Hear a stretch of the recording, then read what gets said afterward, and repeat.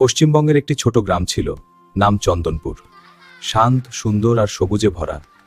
গ্রামের লোকেরা বলতো, সন্ধ্যার পরে ওই গাছের কাছে অদ্ভুত শব্দ শোনা যায়। সন্ধ্যার পরে ওই পথে যেও না। অনেকে বলেছে সেখানে নাকি ভূত দেখা যায়।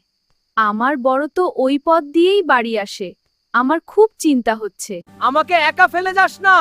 চল চল, রাত হয়ে এসেছে। তাড়াতাড়ি হাঁটি, অনেক রাত হয়ে গেল। শুনেছি এই গেছে নাকি ভূত আছে। দাঁড়াও, যেও না, আমার খুব কষ্ট। অনেক বছর আগে আমি এই গ্রামেই থাকতাম। এক ঝড়ের রাতে এই গাছের নিচেই আমার মৃত্যু হয়। বুঝেছি। দেখি আমি কি করতে পারি। ওই বড় গাছের ভূতটা মুক্তি পাচ্ছে না, আমাদের ওই বড় গাছের নিচে পুজো দিতে হবে, ওকে মুক্ত করতে হবে।